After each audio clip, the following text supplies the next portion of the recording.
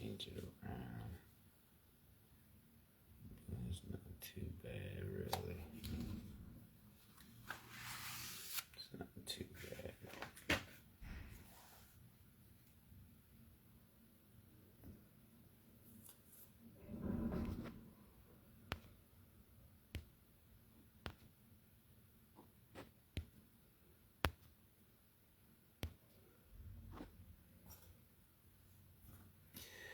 Love, good day to you. Pray all is well. P-R-E-Y. Honoramus matris nostris. Fiduciary Law is it.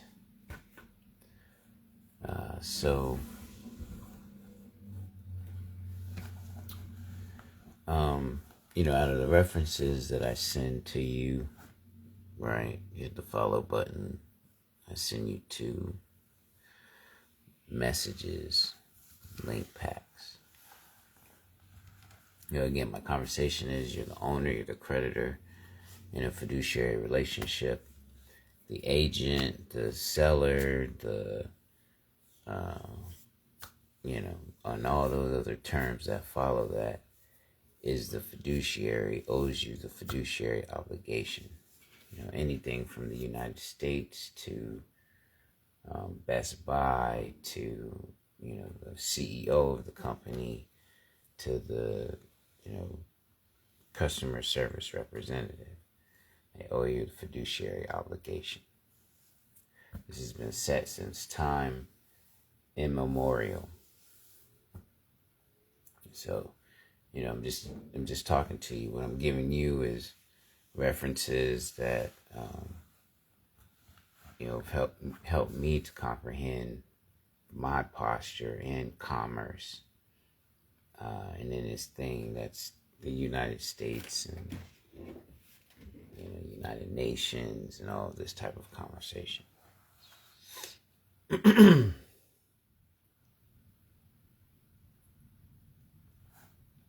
So, as one of the silver bullets, which is in my bio, right? I'm putting together, out of all the messages or all the links I go through, I'm putting together 7, right? And I'm saying that, should really give you the comprehension. You know what I mean? I know sometimes, people are like, well, what should I read first? Or, what can I read that'll, this and that. And I'm saying read it all. Have a dictionary with you as you read these things. So the words you don't comprehend, you can look up the word. And especially utilizing your Webster's, your Oxfords, the authority on the language, not the reference tools like Black's Law and Bovier's.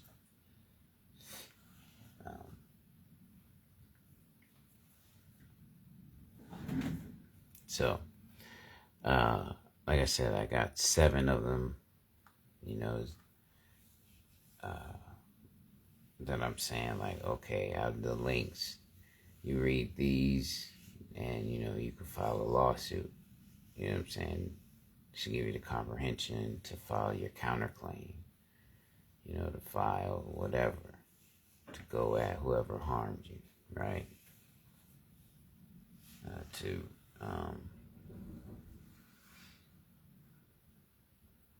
go for the breach of fiduciary obligation. Period. You know what I mean? So, I'm just going to kind of go through them with you. I got 5 of them actually printed out on paper. So I'm going to show you those. And then the other 2, I'm going to take you through the phone with. So, let me just get my stuff.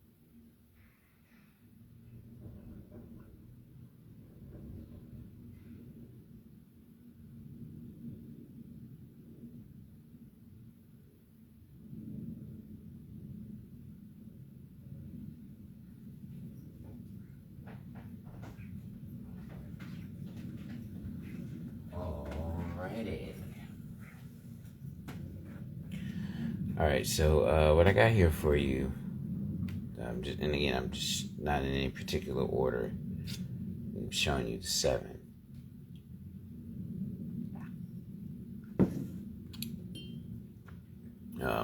You can get this out of my bio. You can get this link from out the bio. Again, I encourage to use, your government services, right? Your government sites for pulling the laws and things of that nature. So this is preservation of consumers' claims and defenses, right? 16 Code of Federal Regulations 433, right? And my point to you is going to F and G, which is contract and business arrangement. Let me slide this down. So just a little bit for you there, right? Any oral or written agreement, formal or informal, between a creditor and a seller, right? Business arrangement. Any understanding, procedure, course of dealing, or arrangement, formal or informal, between a creditor and a seller. You understand? So, within the relationship of commerce, right? And which is what it all is. You know what I'm saying? The United States is no more than a trust corporation. They're trying to operate with mind control. They want to be in war, whatever this is, whoever they are.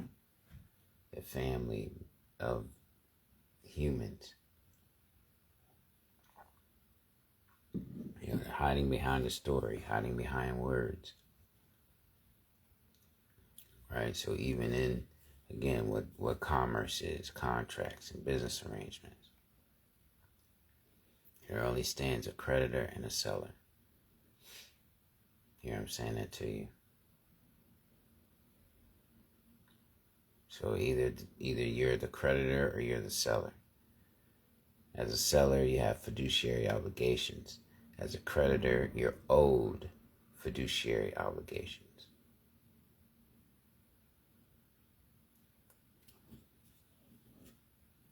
You know what I mean? So I'm at you like, again, to preserve, right? They like to call the creditor a consumer. They like to call the owner a consumer. Again, you're the owner. You're the creditor. Accept that. Accept being that. And no fictions should be standing in your ownership.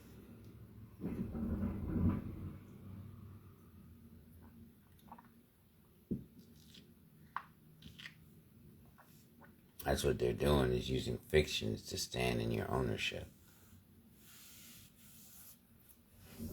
And tell you that IRS owns this, the government owns the property, the city owns this. That's fiction. You at least know that the consumer, as they want to tell you, is the natural person.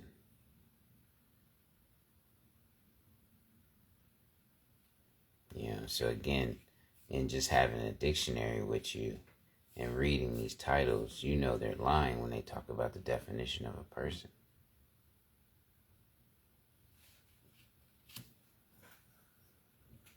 Again, the United States is 250 years old. English has been older than that, right? It's translated from Latin.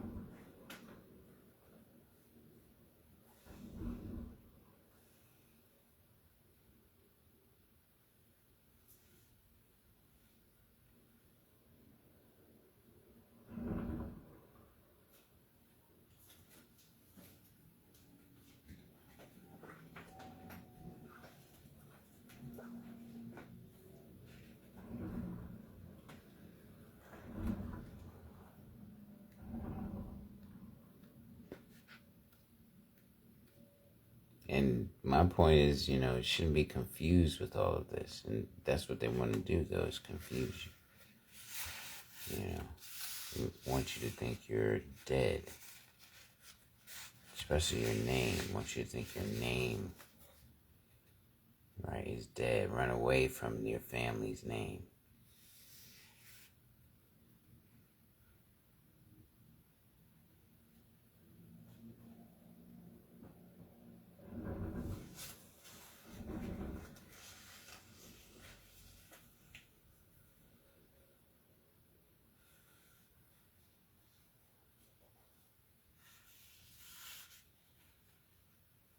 Look, I went and got a thesaurus.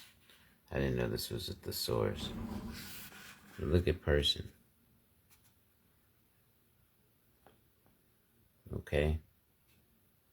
You can't let people, you know what I'm saying? They want to have, look, persona, celebrity, character, dignitary, human being. Look at it. Personal. Particular person, individual, private. Come on. Like, really? You know what I'm saying? So, okay. So, again, I take you to contract and business arrangement.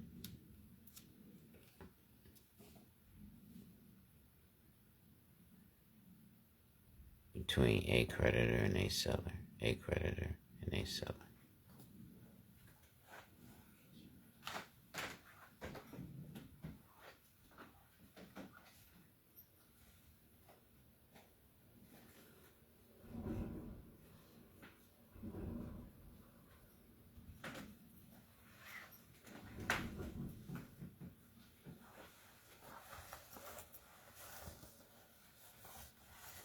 And that's all I really tell you to read off of that. Is that in every contract and business arrangement, you're the creditor, the company, the salesman is the seller. You're the owner, they're the seller. You're the creditor, they're the seller. And they have fiduciary obligations of loyalty, of, no lying. Period. So you get them for that once you find out. Once harm is done to you. Period. That's what this is all about. So you have to accept being the creditor. You have to accept being the creditor. And you govern the seller in the transaction, in the fiduciary transaction. And my press to you is to use the word fiduciary. Call them a fiduciary. Expect fiduciary obligation. Set the tone with that language. That's where I'm at with you. So, again, I picked 7 out of the links that I send you and the links in my bio. Right? And I'm saying these 7, you know what I mean? You can sit down with, read, gain comprehension, to take action, to create a breach of fiduciary obligation against whoever you're in transaction with. That's my conversation with you. Fiduciary law is it. That's it. That's what you govern them with, is fiduciary law. Again, you're the owner, you're the creditor. Love to you clearly, love to you clearly. Shout out to Clearly in the work he's putting in. Check his page out. Check him out. You know what I mean? Shout out to Clearly in the work he's putting in. For real. Check his page out. Check him out. You know what I mean? But you know what I'm saying? You're governing them. You're the source. You're the power. This is our reality. And they've gone through such an extreme to try to mask us and hide us in this type of, and through these languages and words and so forth. So, okay, I'm on my square with you. I'm coming to you. I'm saying, look, the links I send, you know what I'm saying, the links in the bio, I'm ruffling 7 of them together, standing in American Indian principle. You hear me talking to you. Okay, I'm putting 7 together and saying this right here you can use to hit your breach of fiduciary obligation. No matter what transaction you're in commerce, it's governed by fiduciary law. That's it. It's literally that. But no matter the transaction you're in commerce, it's governed by fiduciary law. Right? You want to talk public, you want to talk private. It goes both ways. Love to you, love. Right? Goes both ways, right? because of public institution. Okay, I get it. You know what I mean? You said governments and those things, public institutions, private institution. Okay, Bank of America. Right, so then you should have the cash management account.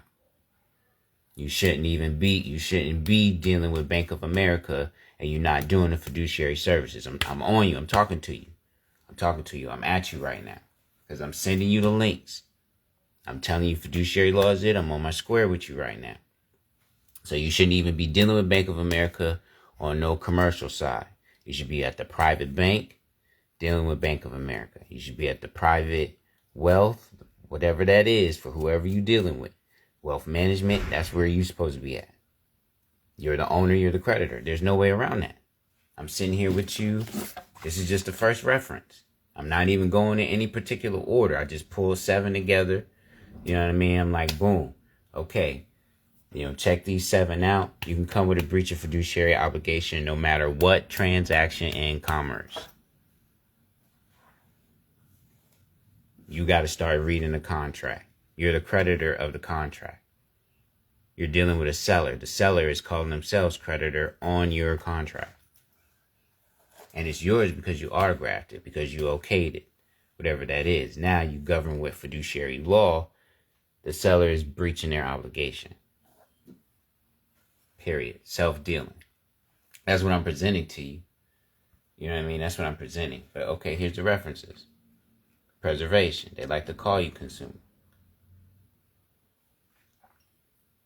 Right? They want to funny ha-ha you. Funny ha-ha us, excuse me. All right, but see my bill with you. I just take you to F and G. Contract and business arrangement. Any oral or written agreement, formal or informal, between a creditor and a seller. And my point is fiduciary law. So within you using fiduciary law, every contract and business arrangement, you're the creditor. They're the seller. That's all it is to it. So now that seller, fiduciary obligation, whatever deals they got going on with other sellers, that's on them. You're not to be harmed as the creditor. Come on, they say the creditor is the ghost. All the creditors get paid first. Yeah, you got to go collect yours. You be having debt collectors send you your money in the form of a remittance. But the advice they're giving you is crazy because they're telling you to send it in. You know what I mean?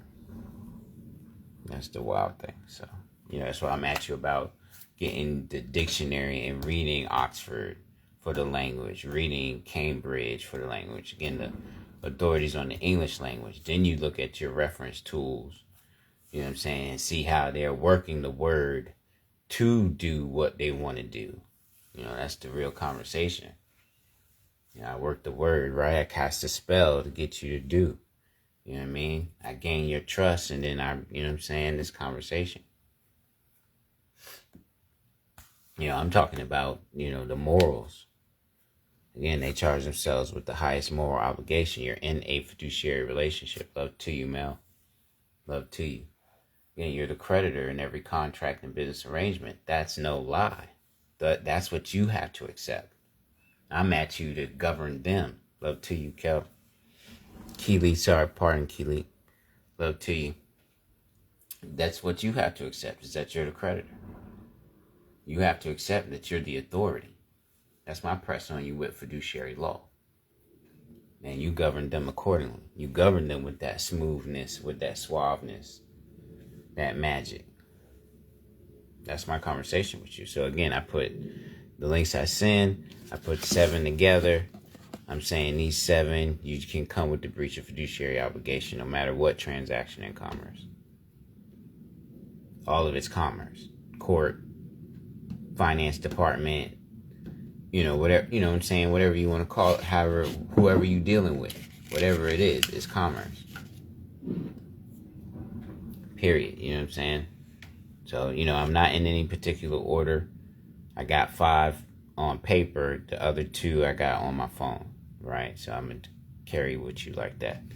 Right now I'm in this 16 CFR 433, preservation of consumers' claims and defenses. You know what I mean? And this, this alone for me, this alone stands. You know what I mean? I take you right to contract and business arrangement between a creditor and a seller. And then govern it with fiduciary law. That's it. That's it. You're the creditor. What? Yeah. And look, that's adding to it because the bank is the fiduciary. That's that comptroller's PDF. That comptroller's PDF lets you know the bank is a fiduciary. So they're being empowered by you.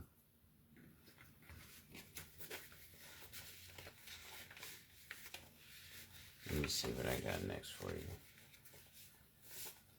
All right. Right. All right. So my next joint. Yeah, they selling it. Look.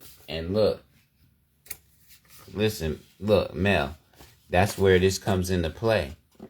Right? Because exactly, the seller is selling your note and then sending you the remittance.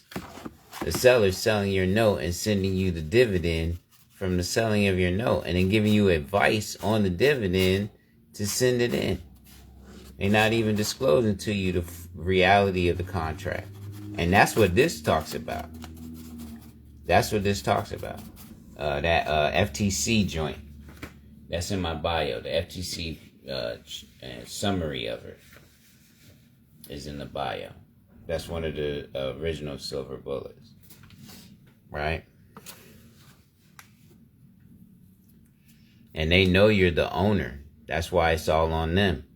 That's why I go back to you being the creditor. They know you're the owner. They know you're the creditor. So that's why you come with the breach of fiduciary obligation.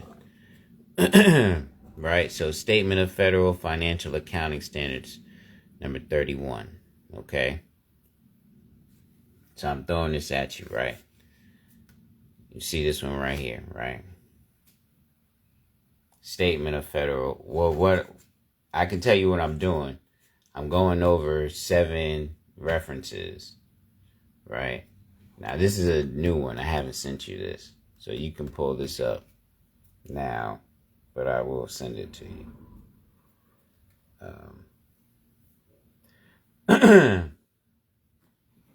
Right. That's my point. That's my point. Statement of Federal Financial Accounting Standards, accounting for fiduciary activities. Right, 31. Okay, SFFAS number 31. All right, I think it's a 40-page PDF, but I'm only showing you page 1 and page 6 out of this PDF. Right, because again, my conversation is what you just typed, Mel, breach of fiduciary obligation. And that's what these 2 pages tell you. You understand? No, I can do it like that. Oh, that's all right. I can do it like that. Yeah, pardon my little setup and whatnot. Right. So again, SFFS 31. The dividend, the remittance advice, right? The coupon, right? Here you go. Look, I'm going to give it to you, and then I'm going to keep moving. You hear me? I'm giving it to you. This is why I can send you the links. You hear me talking to you? I'm giving it to you. This is a remittance advice. You see it. Look at it. This is my remittance advice from the Department of Education. You hear me talking to you? I'm saying it to you correctly. You hear me? This is my remittance advice from the Department of Education. Again, I'm the creditor, am I not? They're the seller. Right? Here's my principal amount that I invested with the initial contract. Over time from them selling the contract, right? Trading on the contract, right? There was interest that was made. Here's the total balance of what's due in this remittance.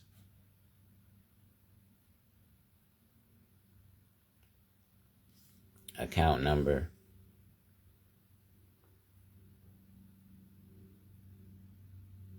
Now, the advice they're giving me is to return it along with the payment. So here's the seller falsely personating me, the creditor, engaging in self-dealing to get my dividend.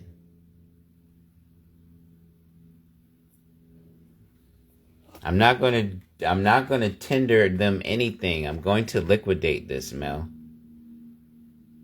Do you hear me? Again, I'm the creditor. So here's the seller falsely personating me, violating 18 United States Code 914, creditor of the United States. Again, the principal they sell on. You just said it. They make loans on the principal. Principal was the initial contract that I signed. They make loans on it. They sent me interest off that principal that they were making through the loans. Now my total balance, there you go. That's right. Come on, Mel, you're the creditor, Mel. You have to accept ownership. You're the creditor. You have to accept ownership. So now, my standard for accounting, the federal government was collecting, consequently managing and protecting my contract.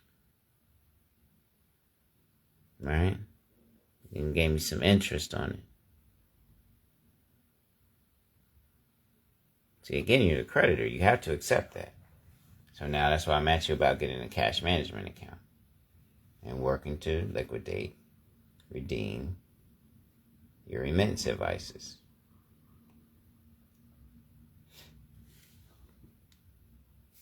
$25,574.78.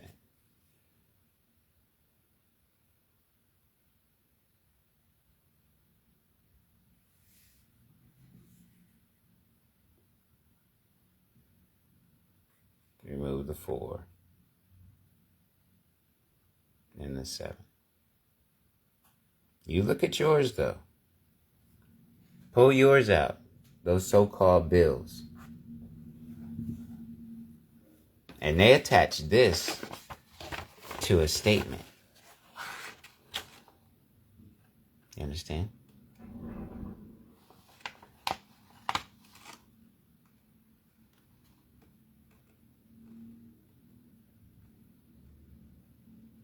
So, now this is where I'm at now, is liquidating.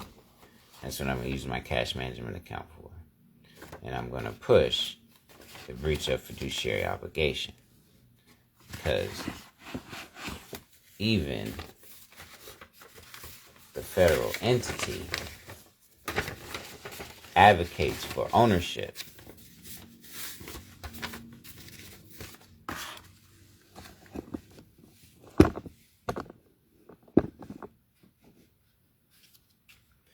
The ownership interest must be enforceable against the federal government. Judicial remedies must be available for the breach of the fiduciary obligation. Because the federal entity collects or receives and subsequently manages, protects, accounts for, invests, and or disposes of cash or other assets in which I, the non-federal individual, have an ownership interest that the federal government must uphold. I must have an ownership interest in cash or other assets held by the federal entity under provision or law, regulation, or other fiduciary arrangement. The ownership interest must be enforceable against the federal fiduciary. Judicial remedies must be available for the breach of the fiduciary obligation. Sent every month. Your dividend. Again, you're the creditor of the United States. That's why I'm on you about the cash management account. Listen, I'm talking magic to you. I'm going to be on my square with you right now. I'm talking magic to you. You know I don't harass you to put money in my account all the time or pay me $27 a month to subscribe to me, I'm talking magic to you. So this is the other reference. Right? I don't want to be too long though. I just want to go for the hour. You hear me? So this is the other reference. Statement of Federal Financial Accounting Standards number 31. Then I tell you to read page 1 and page 6. And then this is let me show you on the phone, right? Because this is the page that they're blocking. They're blocking the information on. Let me show you. This is the second reference out of the 7, but there's no particular order. You understand? I'm just showing you where I'm at with it. Right? Fiduciary fund accounts. This is the page. See how that disappeared? Right. So this portion is this page. And all I'm telling you to read is these two, page 1 and 6. This PDF, excuse me. Statement of Federal Financial Accounting Standards 31. That's the PDF. This is where it's at online, the Treasury. And they're hiding it. And then this is why they're hiding it. And I'm specifically, both of them say the same thing, except for page 6, it has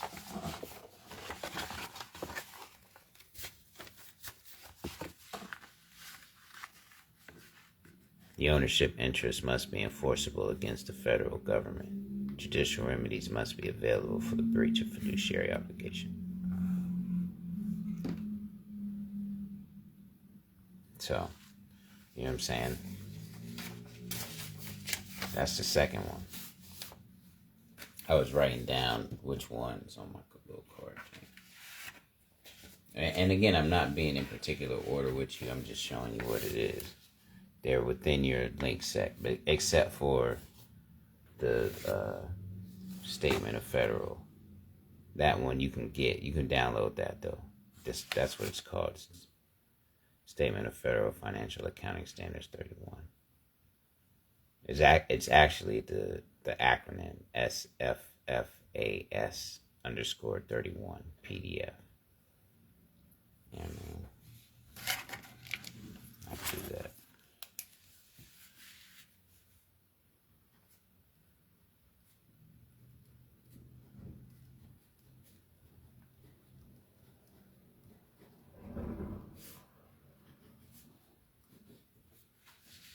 That's what it is. And again, I tell you to read page 1 and page 6.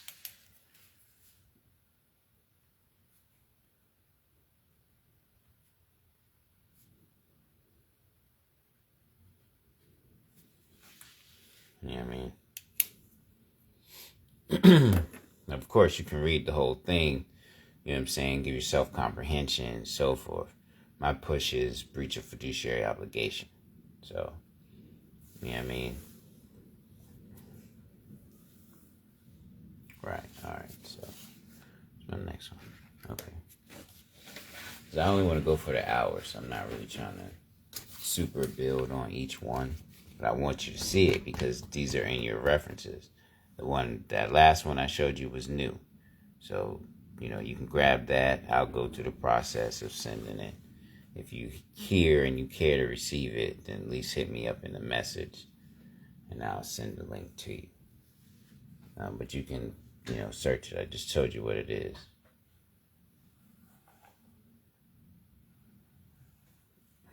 Yeah, I mean, I'm going to keep going. You heard? Come on now. It's page 6. Look.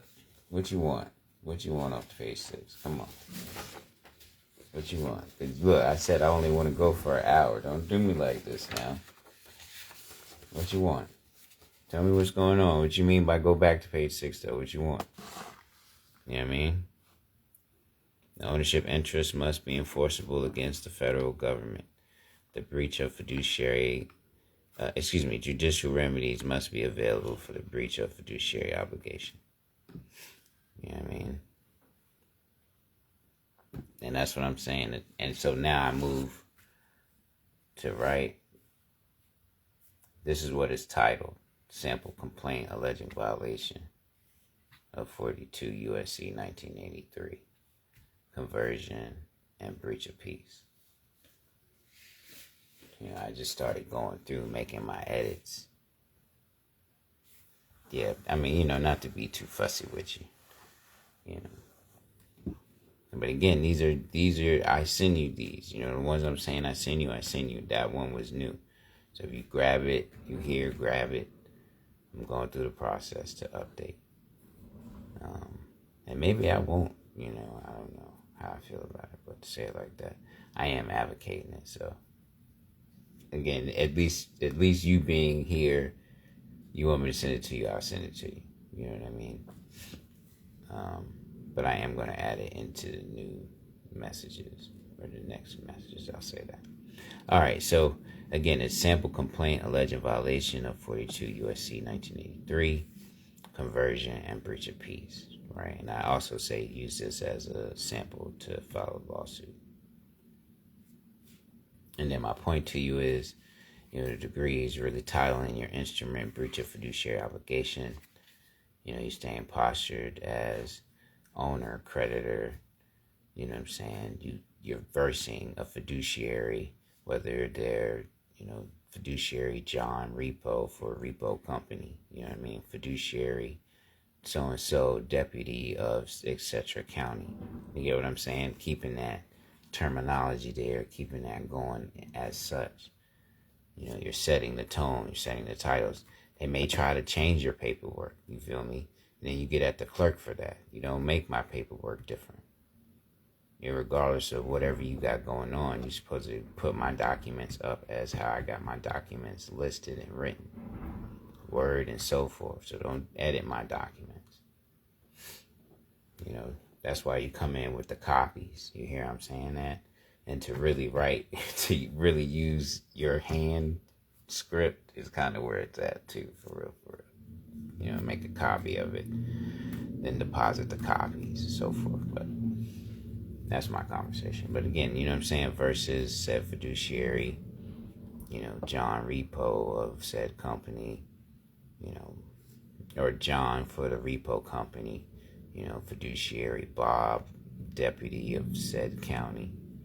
You know what I'm saying? Again, not complaint, but breach of fiduciary obligation. Right? And then when you're making your suit, this area of the document will be considered the style.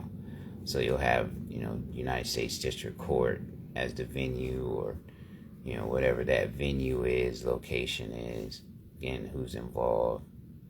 I press you to maintain owner, creditor, versus fiduciary. You know what I mean? And then, fiduciary seller, if anything. Right? And sometimes you can put your case number here. You can have some other verbiage, that type of thing going on here as well. Again, styling, the titling of the document. So what's going on here? You can, what's involved. Maybe some people, different cases. And different people, you know what I'm saying? Kind of use the heading to kind of short term everything, be quick term, violation of 16 so-and-so, so-and-so, such and such. This and that, this and that. You know what I'm saying? And then with the complaint, right? So breach of fiduciary obligation, jury demand. And then the reason why, I asked you to read this one, to actually read it though, right? Read it. Look at how it's structured, analyze it. I tell you to only use the Constitution. You know what I mean? That's it. Don't use any 28 USC. No, only use the Constitution. It's the supreme law of the land. So you maintain supremacy using the Constitution. You know what I mean? Again, using the Constitution, proper pursuant to the United States Constitution. Proper pursuant to the Constitution of the United States of America. Put the proper title. You feel what I'm saying? You uphold supremacy. Again, you're the owner, you're the creditor. You understand? You're enforcing fiduciary law. You hear I'm saying that to you. So don't submit to what they're doing. Make it proper. You know what I mean? You feel me? So that's why I'm at you again to read it. Look at how it's written. You stay in the Constitution. That's where I'm at with you. You know what I mean? You stay into the supremacy laws or treaties, things of that nature. That's where I'm at with you. Again, fiduciary law is it. So I tell you to read this one for that purpose. Look at how it's put together. And then within the second bottom header, this is the first one. So within the second bottom header, right? And again, read the document. You know what I mean? I'm encouraging empowerment. I'm encouraging execution of one's authority. And you're the source.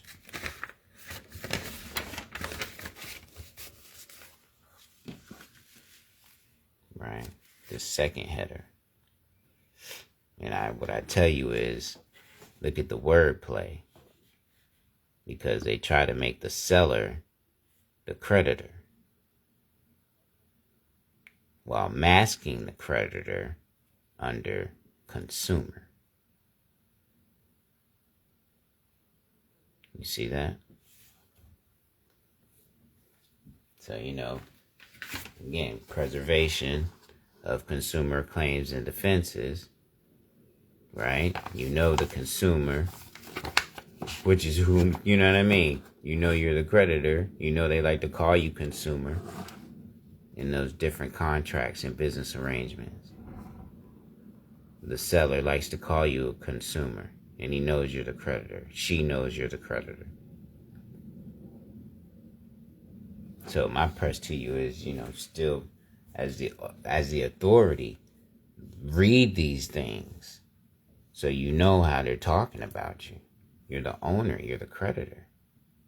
Period. They want to mask you under consumer so they can try to take your posture as the creditor. Look, a repossession absent a default, which is a judgment, violates the UCC, right? May also violate another UCC, right? Duty of good faith. And breach, now listen, and breach the creditor's fiduciary duty as a seller. See that? So how can the seller be both the creditor? You get me? That breaches the fiduciary duty. Because again, it's between what? A creditor and a seller.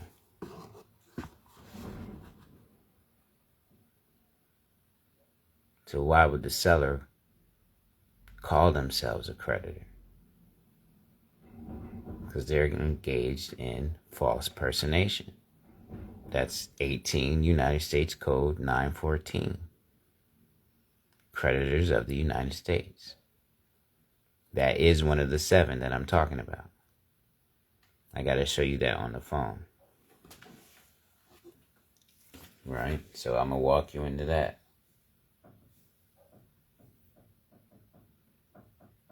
I don't have that saved up there.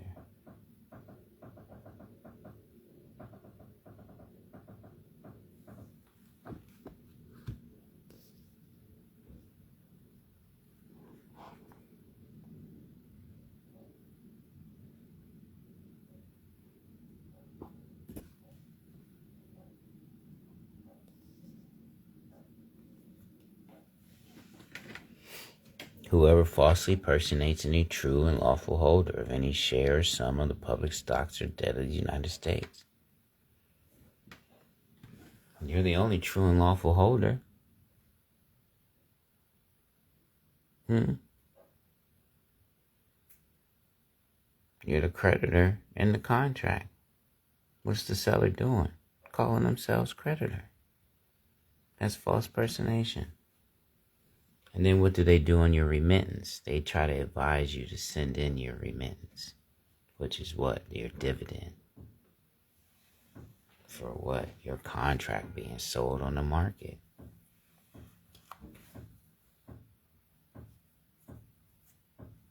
It's like that. I'm saying it. I'm giving it to you like that. I haven't even gone through the rest of them. This is 1, 2, 3. We 4 in. I got 3 more to go. We 4 in. I got 3 more to go. Right now, you should be looking at it like, okay, I am the creditor. Facts. Let me look at my contracts. Let me go get my contracts and these business arrangements and let me get these in order right now. Because I got money already in the crib. Some of them joints I actually threw away, not even comprehending what was going on. And they telling me to send this portion in. What's a portion? You know what a portion is, though, for real? You know what a portion is, though, for real? What's a portion? And they want you to send this portion in along with your payment. Come on, I'm at you. You're the creditor. Come on. What you want? I'm giving you bullets all the time. I'm on my square with you. 18 United States Code 914. This is in the bio. Okay? This one's in the bio. Whoever falsely personates any true and lawful holder. How are you not? You're the living, you're the natural person. How are you not the true and lawful?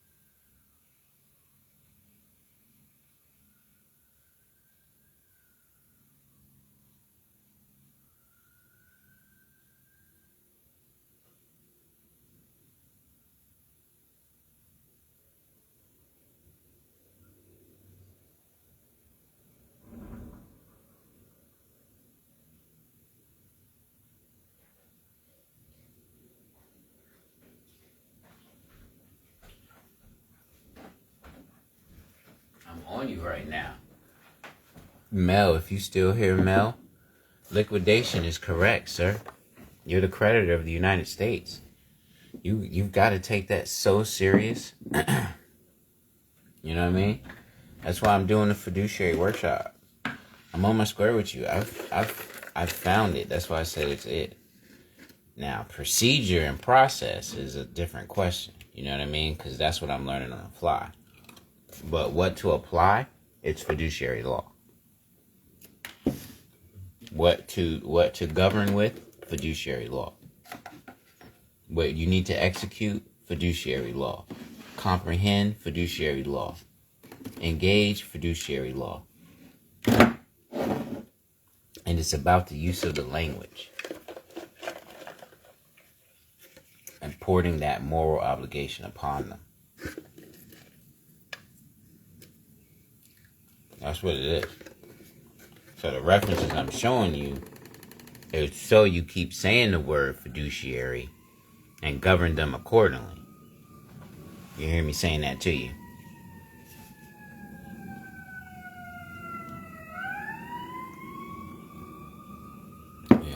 Again, it's a fiduciary account. You're in a fiduciary transaction, fiduciary contract. Your United States thing is the debtor to you. This is your reality. I don't gotta lie to you. I need you to be in power. You see what's going on the page over here. You see me sharing other people's success, executing fiduciary law, utilizing the language. And they shadow banning me. I show you that. I show you my credentials. Shadow banning, comments being removed. I operate Kiago's Purest Fiduciary Services. Pardon me, I'm eating some peanuts. I operate Kiago's Purest Fiduciary Services. $30 to $50 sliding scale for a 2.5 hour build.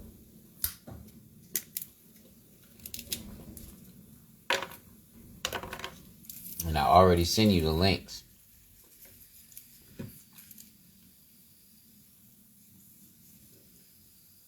I already sent you the links though. on my square with you right now. You see what I'm building with you on. You're a credit of the United States.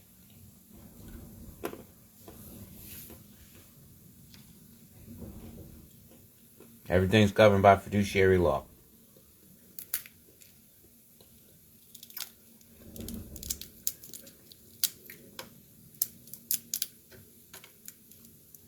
That's it. I'm on my 4th reference. I got 7 for you.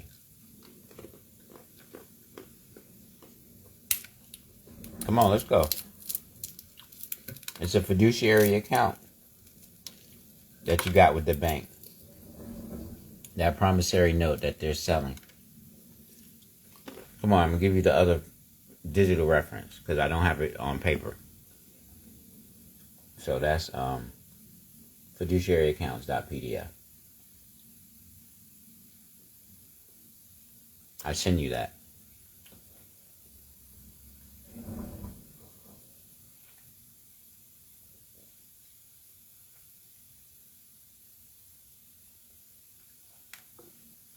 I send you this. 4 pages. Fiduciaryaccounts.pdf. Again, the links in the bio. The links that I send you. And the additional, the SFFAS 31. Let me do that. Let me comment that.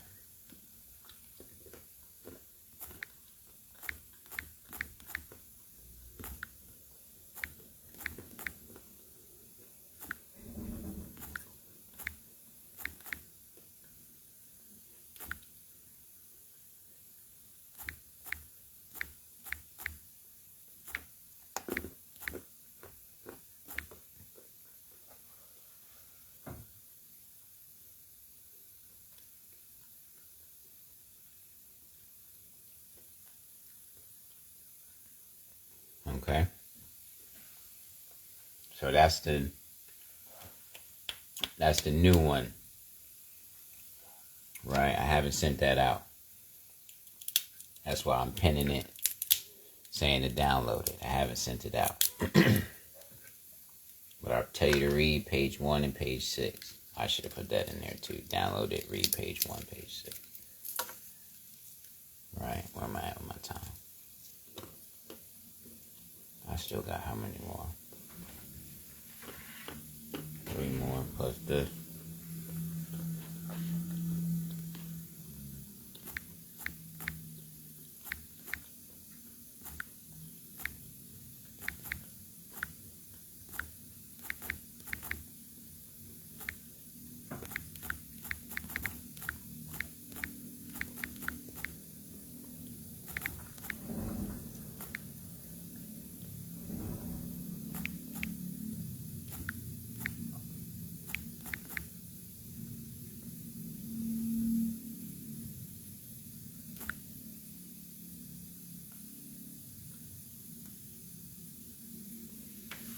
Right. I'm on this now. Fiduciary accounts. .pdf. 4 pages. I tell you to read page. Well, really, you can read the whole thing, really. Honestly. But I'd like to take you to page 2. And I'm still with you on owner-creditor, right? Look at what the agent becomes. When the agents engage in self-dealing, they're no longer agents.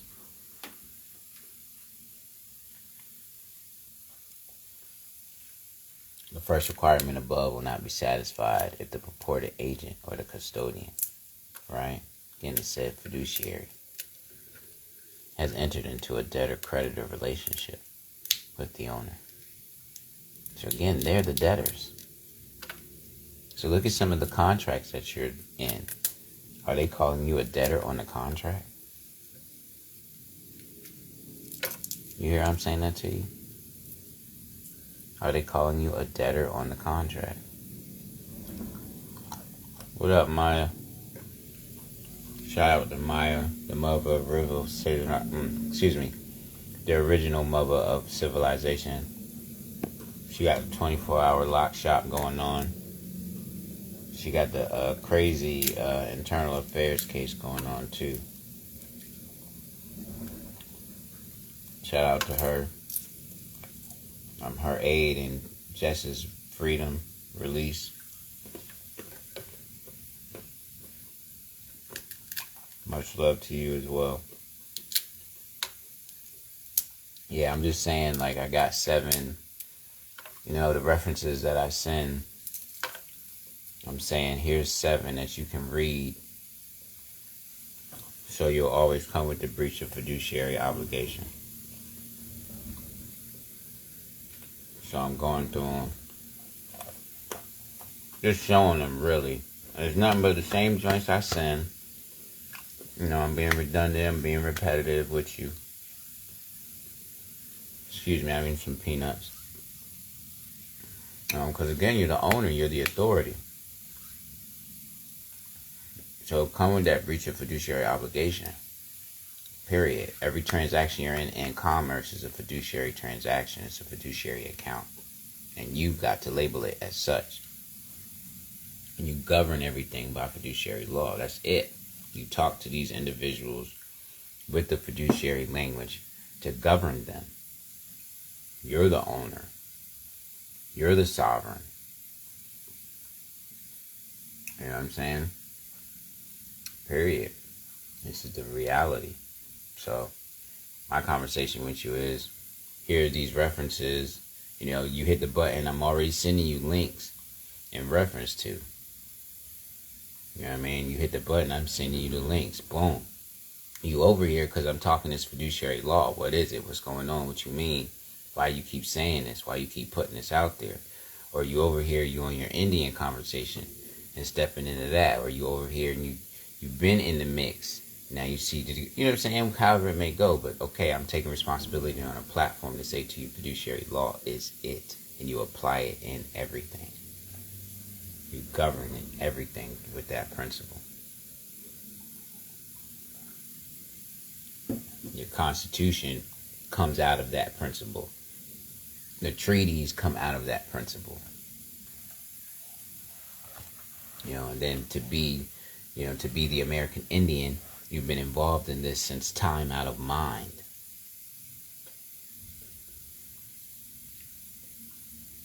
Since time out of mind. I'm reading you fiduciaryaccounts.pdf. You understand? I haven't even, my last 2 references, I take them to the United States. With that basic obligation of public service, and that what is the federal Indian trust responsibility. You understand? So I'm sitting here with you on, right? Again, debtor-creditor relationship with the purported owner. Again, you're the owner. I showed you already that SFFAS, right? Ownership interest. These are the things that you have to accept. You're the owner. You're the creditor. You govern it with fiduciary law.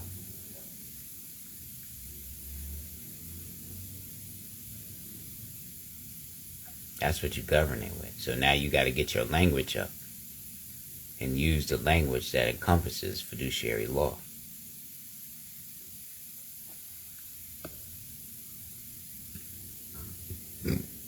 And talking about the moral obligation at that. That's the obligation, the moral obligation of the utmost, of the highest.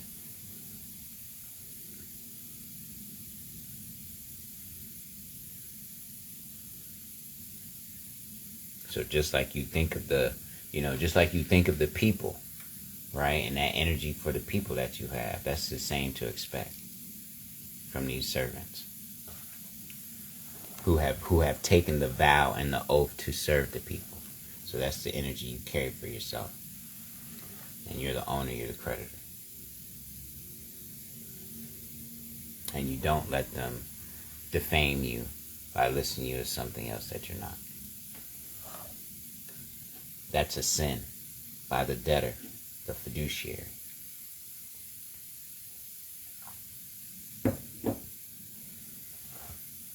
you know what I mean? I'm talking to you, but that's the reality. Again, the fiduciary is the debtor. This is fiduciaryaccounts.pdf. The fiduciary is the debtor. The creation of the debtor-creditor relationship may occur if the agent, again, the fiduciary, has changed the terms of the IDI, right, the institution deposit contract, such as the terms relating to maturity dates or interest rates. For example, if a customer, right, customer is the owner, right, owner is the creditor of a deposit broker is the agent, the debtor, is promised by the agent that he or she will earn 3% on his or her deposit when the institution is only paying 2%. The agent would not be an agent, but a debtor.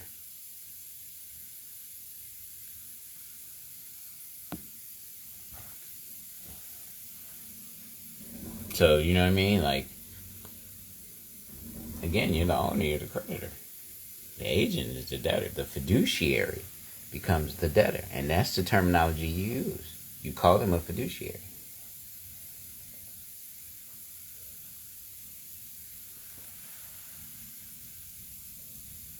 Now you're creating the jurisdiction. You're controlling the matrix. I'm speaking magic to you.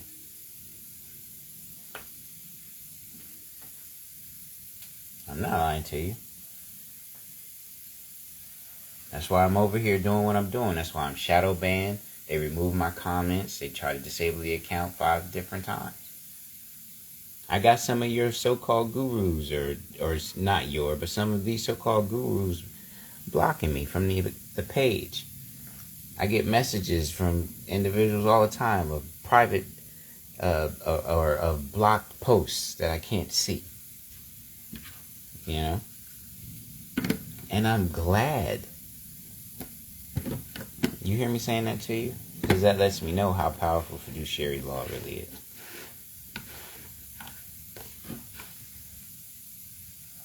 And it's all about morals.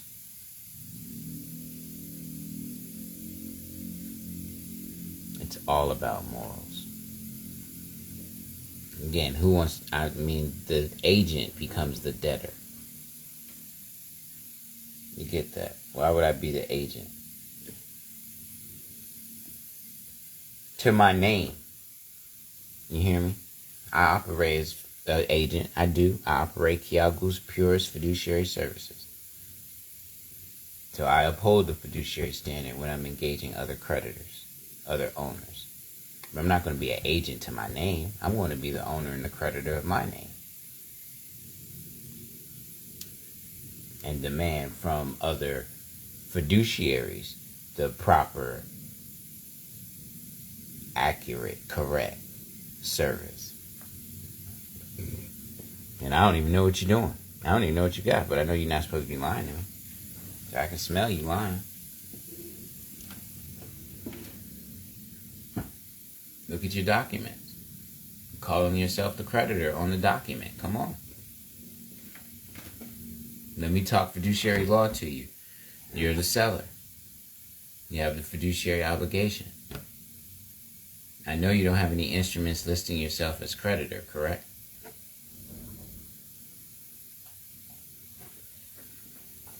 You know, that's just, you know what I mean? That's me on my moves and my conversations.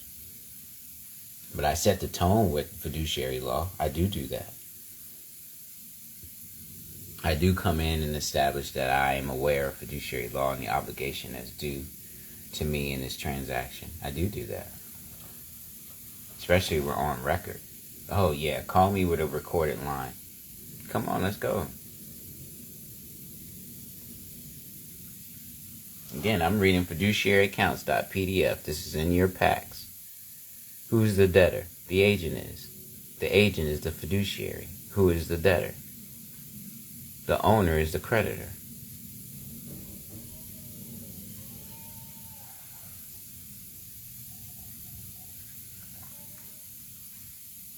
I got 2 more for you. Again, I'm going over. I've collected 7 out of the links that I send. the links that are in my bio. The one that's pinned, that's a new one of the 7, of all the links that I sent, actually. But it is one of the 7, so I'm saying, download that. But I will go through the process of sending it to you.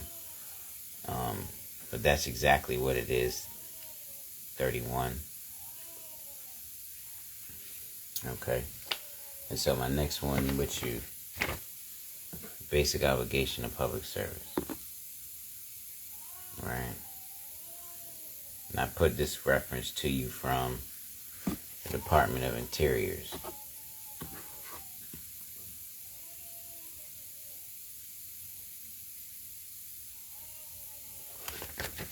Okay.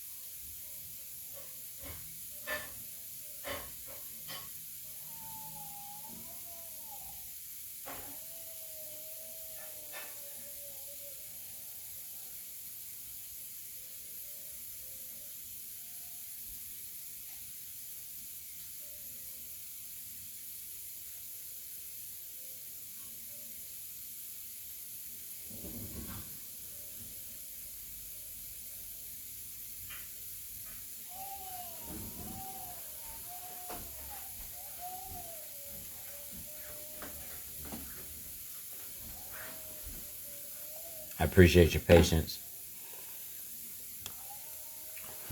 So, well, you know what? Actually, I don't send you this either. To be forthright, I don't send you this.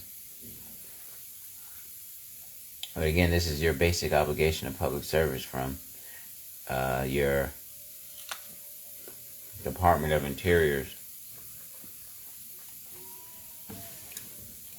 Shout out to Just Be Free. Welcome home, welcome home. Check out the track Free My Son. Her featuring myself. You know, check it out. She got the Patreon. You know what I mean? Get the behind the scenes. Love to her, love to her.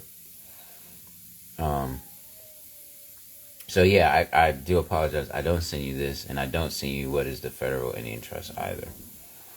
You understand? So, download it. Oh, right. But again, basic obligation of public service. Ethical behavior. You understand? Again, morals. Fiduciary conversation. Right, Jefferson enunciated the basic principle of public service. When a man assumes public trust, he should consider himself as public property. Really take that in. Again, you're the owner, you're the creditor. Now, are you dealing with moral turpitude? Yes. Within the thing. Again, breaching that ethical behavior. That's what fiduciary duty is about. This is also known as the 14 General Principles. Now, I throw this one at you from the Department of Interiors. Specifically, one, because of this paragraph here. Right? To take that logic in.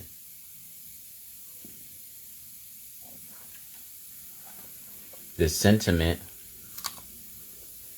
has been expressed by numerous others, over time becoming the familiar principle: public service is a public trust.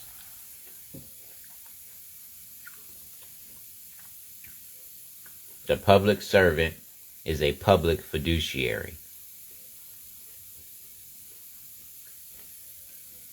To ensure confidence, there you go, fiduciary language. In the integrity, there you go, fiduciary language of the federal government.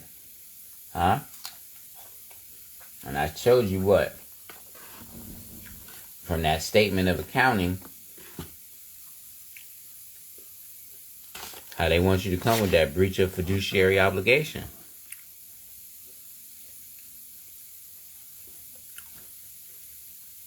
The ownership interest must be enforceable against the federal what? Government. Federal what? Fiduciary. Judicial remedies must be available for the breach of the fiduciary obligation. Come on, I'm on you. I'm on you because you're the authority. This is number 6. The 6th reference I've shown you in reference to the 7. I'm combining and saying, read these 7, sit down with these 7, take these 7 in, and go out here in commerce, cutting them with the breach of fiduciary obligation. That's where I'm at with you. I'm on the phone. I'm operating Kiagu's Purest Fiduciary Services. I'm on the phone. I'm aiding Jess and opening up a cash management account. I set the tone speaking to Chris. We talked the day before. He schedules the appointment for the next day. He calls at 10 when he's supposed to call at 12. She calls at 12:30, reminding him to call. He calls at 3. We have a 3-minute conversation, 3-minute and 4-second conversation of her just giving the information to set up the application for the account.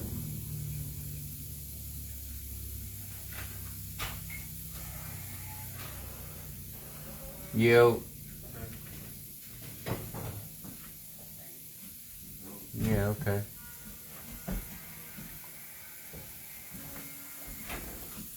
good. That's what's up.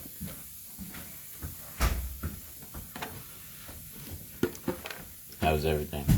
Good. Okay.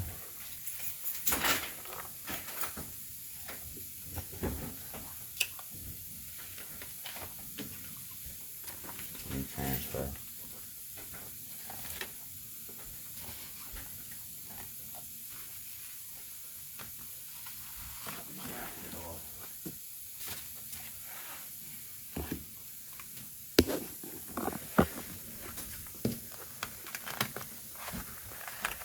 I'm moving into the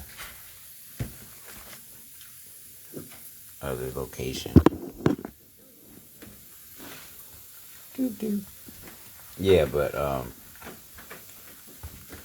3 minutes and 4 seconds. Alright, so excuse me. 3 minutes and 4 seconds. Yeah. Well, I'm just do it at the table for real. Because I'm almost finished. I got one more document to show you. And then I'm done. And then I'm done.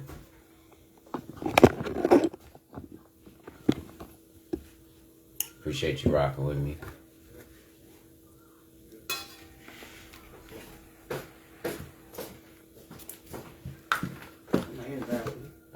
I don't know. Okay. Take your time. I just want to watch my hair. Yeah, okay.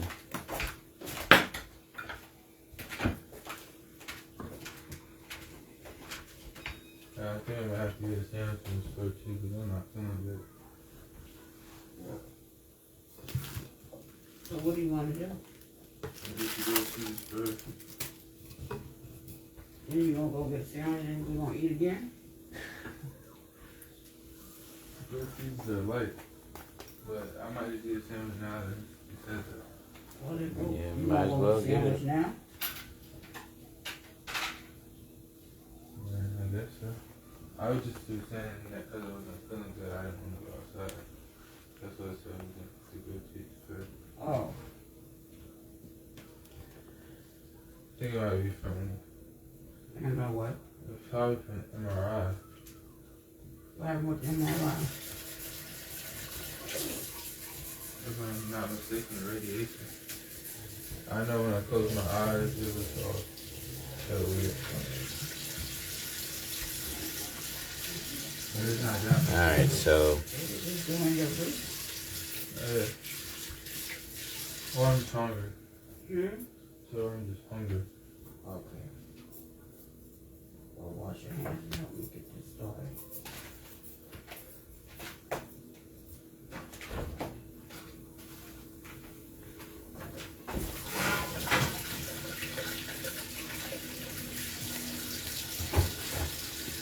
Actually, you don't have to make one. I'm just gonna get a sandwich from the store. Dry your hands off. Paper towels and where's the green towel?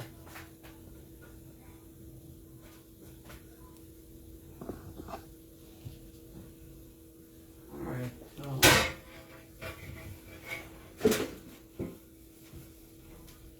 we'll see how you feel when I get back, if that's the case.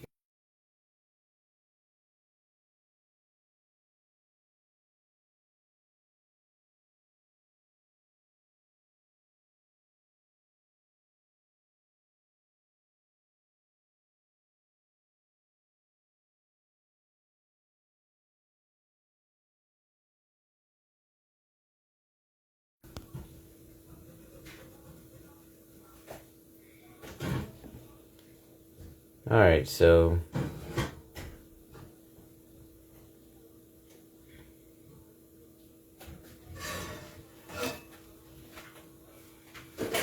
my point with you about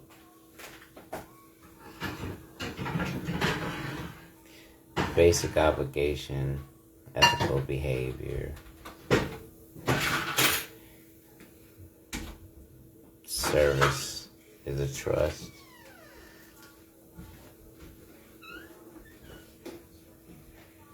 Right? And integrity, confidence, ensuring it.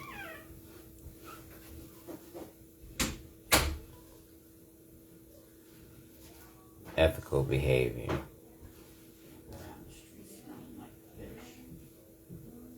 Is required and expected of your employees.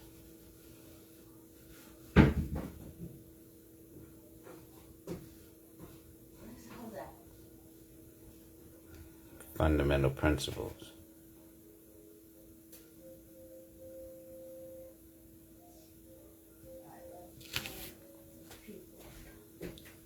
That's what fiduciary law entails.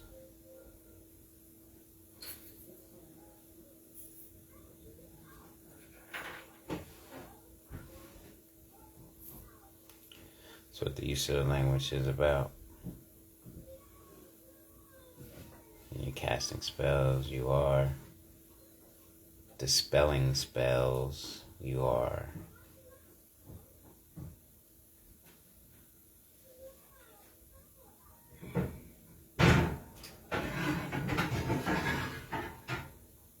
but it requires the belief in self.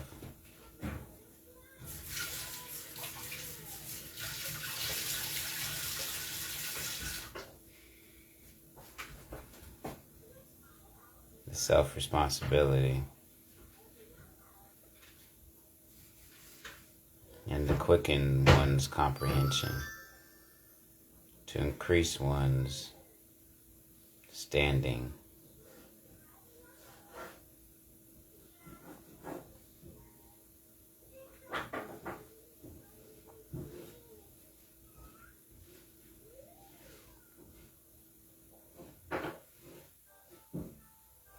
And to do it for self and for the betterment of the environment, the community, the extensions, the relations.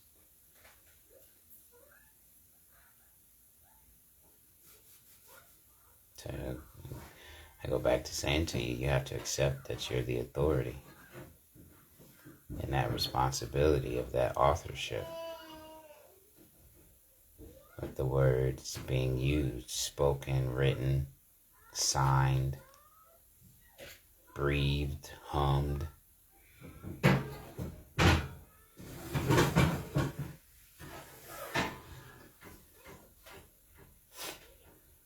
So, again, the basic obligation, the foundation of ethical behavior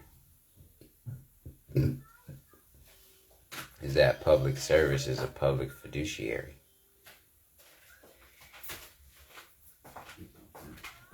See what my pressure is first.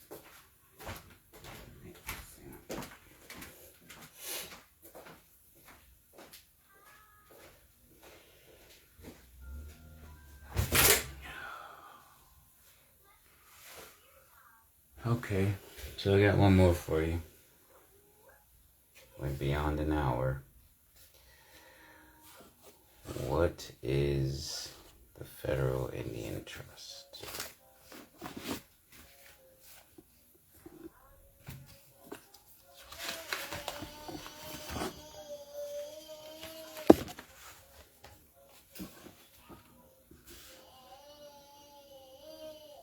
Responsibility.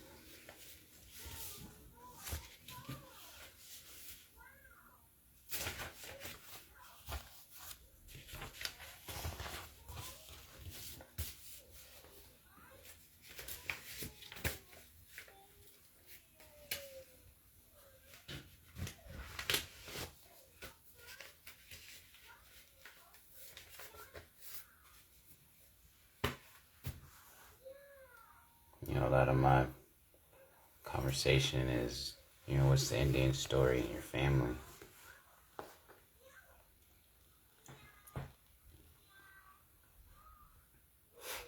To match you to really look at it.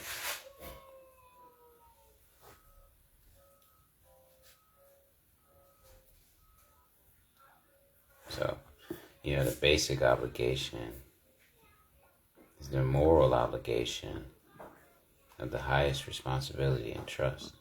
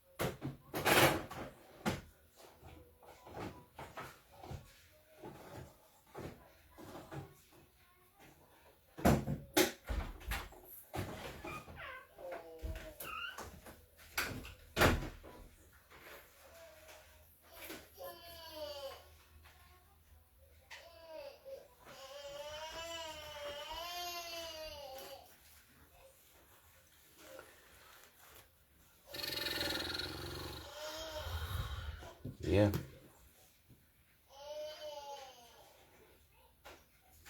And then the second page.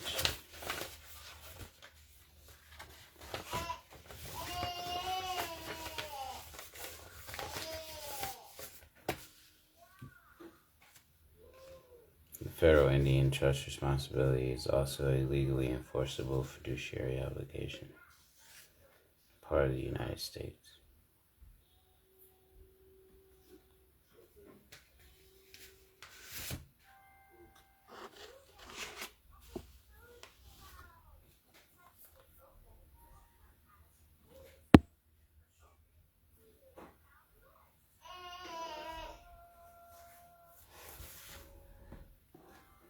Ownership interests must be enforceable against the federal government. Judicial remedies must be available for the breach of fiduciary obligation.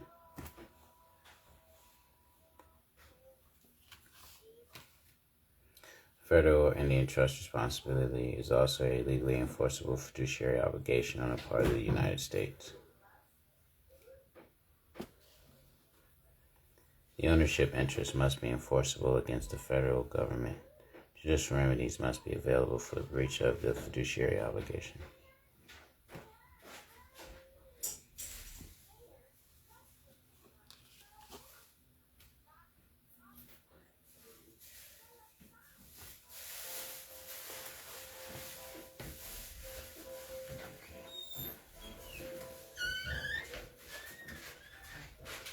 Beardle.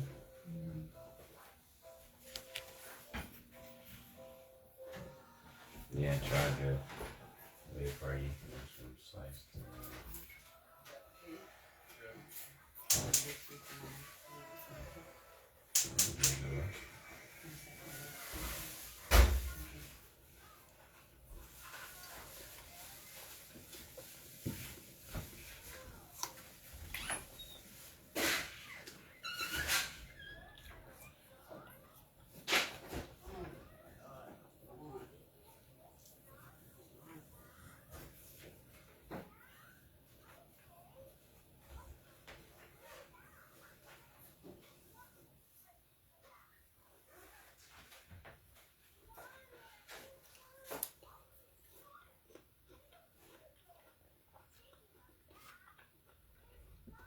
Again, you're the owner.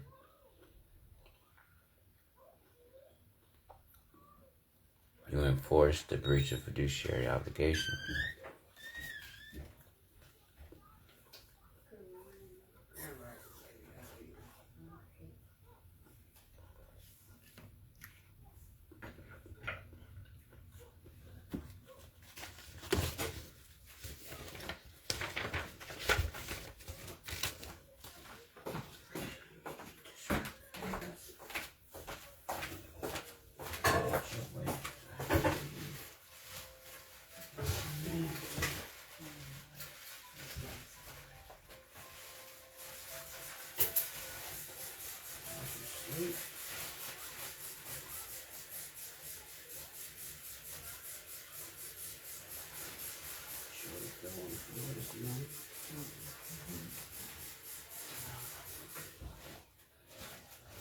Moral obligations of the highest responsibility and trust.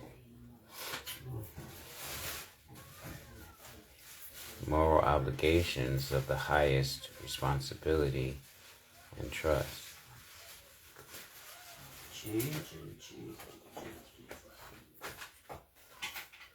What do? They breach the moral obligation of the highest responsibility and trust.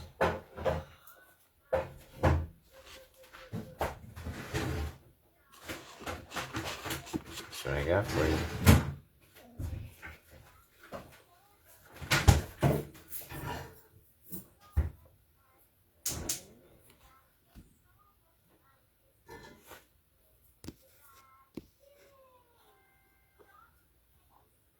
And you're a creditor of the United States.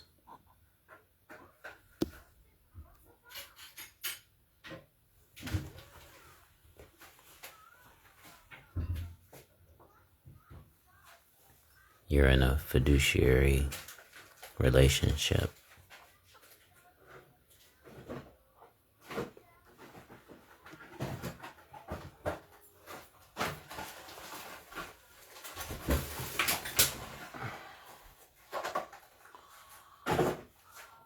right.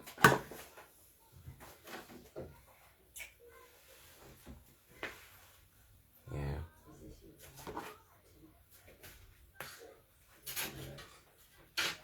No, that was yours. Yeah.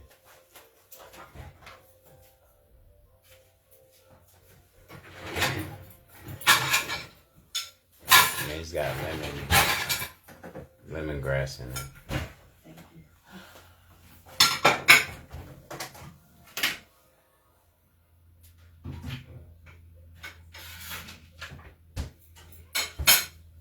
So yeah, that's it.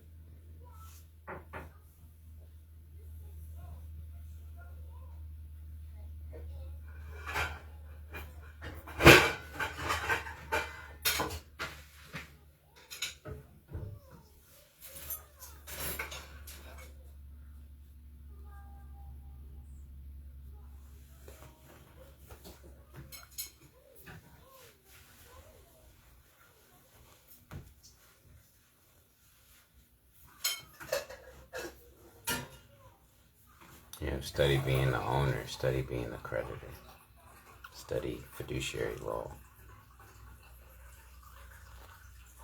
That's what I'm going to tell you over here. So, appreciate you tapping in. I gave you 7 references to create your breach of fiduciary obligation. So,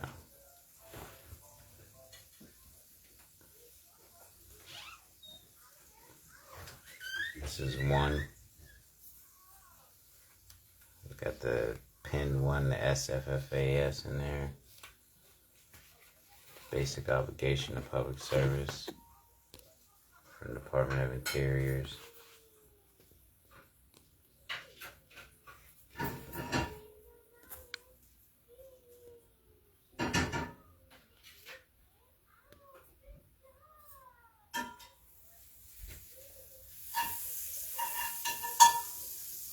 I don't know why I did that. Sample complaint. Alleged violation. Preservation of consumer claims and offenses. And fiduciary accounts.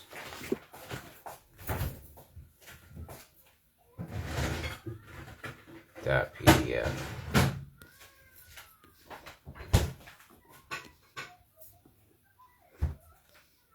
Where it tells you that the agent becomes a debtor.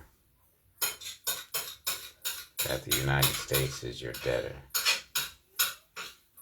Every agency. The national debt is what's owed to you.